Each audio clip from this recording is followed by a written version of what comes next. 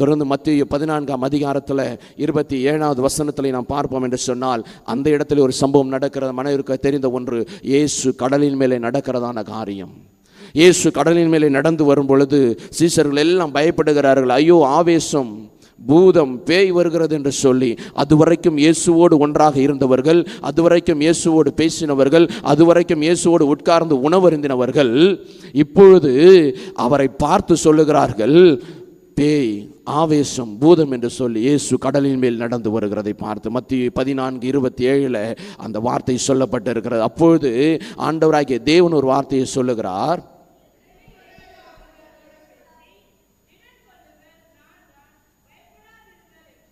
ஆமென், அல்லேலூயா. முதல்ல ஆகார்கிட்ட சொல்லும்போது பயப்படாதன்ற வார்த்தையை சொல்லும்போது என்ன சொன்னார்? முன்னாடி, உனக்கு என்ன சம்பவித்தது, பயப்படாத. இப்போ சீஷர்கள் பார்த்து பயப்படும் போது ஒரு வார்த்தையை சொல்றாரு. என்ன சொல்றாரு?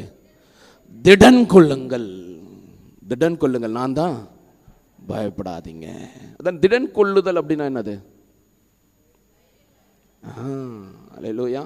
இன்னைக்கு அந்த தைரியம் தான் நமக்கு அநேக நேரங்களில் இல்லாமல் போயிடுது. ஒரு மனுஷன் எத்தனை வியாதிகள் இருந்தாலும் அவன் தைரியமாக இருந்தான்னு சொன்னால் அந்த வியாதி அவனை சட்டை பண்ணவே பண்ணாது. அப்படியே போயிடுனா, இவன் எவ்வளோ வந்தாலும் சொல்லுவாங்களா, எவ்வளோ அடித்தாலும் தாங்குறான்ற மாதிரி எத்தனை வியாதி வந்தாலும் அது போயினே வந்துடும். நடக்கும்போது ஏதோ ஒரு பூச்சி கடிச்சிச்சின்னு வச்சுங்களேன், என்ன யோசிப்போம்? நம்ம இருட்டில் நடந்து போகிறோம், திடீர்னு ஒரு பூச்சி ஏதோ ஒன்று கடிச்சிச்சு, என்ன யோசிப்போம்? என்ன யோசிப்போம்? அதெல்லாம் கடிக்காதீங்க, நாங்கள் மரண இருளின் பள்ளத்தாக்கில் நடந்தாலும் பொல்லாப்புக்கு பயப்படும் தேவரீர் எங்களோடு கூட இருக்கிறீர். அல்லேலூயா, கர்த்தர் நல்லவர். நமக்கு என்ன வந்துடும்? ஐயோ, என்ன கடிச்சிச்சோ தெரியலையே, என்ன நடக்குமோ தெரியலையே. அதை பார்த்து ரிசர்ச் பண்ணி டாக்டர்கிட்ட போயிட்டு சொல்லி கிள்ளி வீட்டில் வந்து அதுக்கு சுண்ணாம்பு அது இதுன்னு போட்டு என்னென்னமோ வைத்தியம் பண்ணி இருந்தாலும் நமக்குள்ள ஒரு பயம் இருந்துக்கிட்டே இருக்கும், ஒரு தைரியம் வராது. ஆனால் கர்த்தர் சொல்லுகிறாரு, திடன் கொள். பயப்படுறதுக்கு முன்னாடி திடன் கொள். திடன் கொண்டாதான் பயம் இல்லாமல் இருக்க முடியும். தைரியமாக இரு, எப்போதும் நீ தைரியமாக இரு, அப்புறமா பயப்படாத.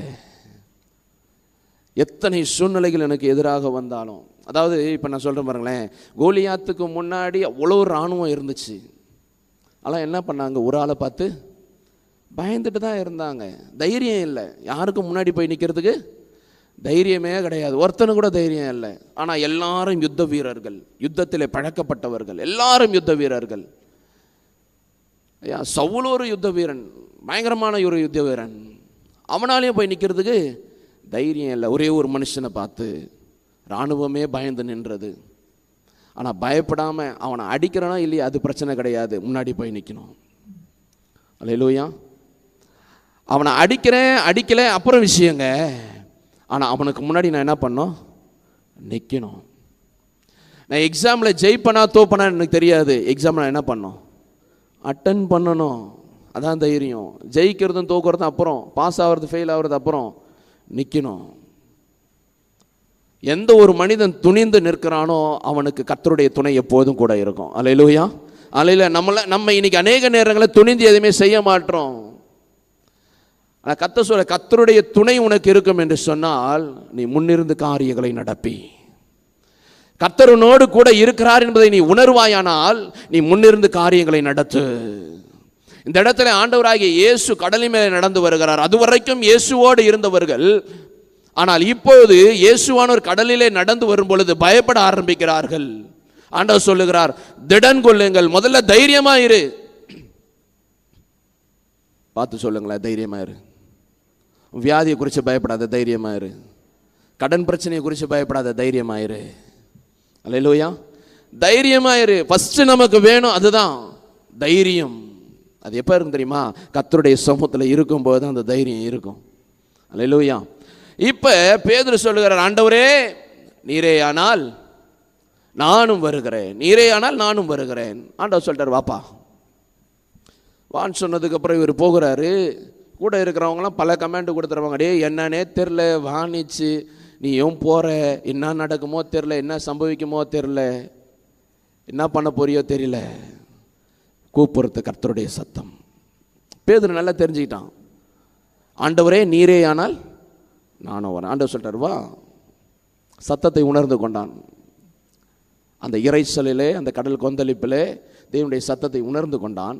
முன்னேறி போகிறான். போனவன் அங்கே இருக்கிறதான சூழ்நிலைகளை பார்த்து, நீ கர்த்தருடைய நாமத்தால் ஜெபிச்சுட்டு ஆலயத்தில்னு ஒரு தைரியமாக தான் போகிறேன், தைரியமாக தான் போகிறேன், விசுவாசத்தோடு தான் போகிறேன்.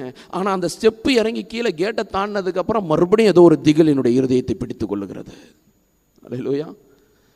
பயங்கர அனாயிட்டிங்காக ப்ரேயர் பண்ணிவிட்டு ஆவியில் நிறைஞ்சு வார்த்தையை கேட்டுட்டு உள்ளே அப்படியே ஃபுல் பவரில் வெளியே போகிறேன். வெளியே போனோடனே புஷ்ஷுன்னு போயிடுது. பயம் வந்துடுது. என்ன நடக்குமோ, எது நடக்குமோ. திடீர்னு ஒரு இருள் என்னை சூழ்ந்து கொள்ளுகிறது. என்ன பண்ணுறதுனே தெரியல. நானும் எவ்வளவோ முயற்சி பண்ணுறேன், என்னால் முடியல பாஸ்டர். நானும் எவ்வளோ தைரியமாக இருக்கணும்னு நினைக்கிறேன், ஆனால் எனக்கு விரோதமாக எவனா எதனா செஞ்சிருப்பானான்னு எனக்கு பயமாக இருக்குது. எப்போ பாரு எனக்கே தான் பிரச்சனை வருது, எப்போ பாரு என்னுடைய பிள்ளைகளுக்கு தான் ஆபத்து வருது. என்னால் எப்படி பாஸ்டர் தைரியமாக இருக்க முடியும்? என் வீட்டுக்குள்ளே போகிறதுக்கே எனக்கு பயமாக இருக்கிறது.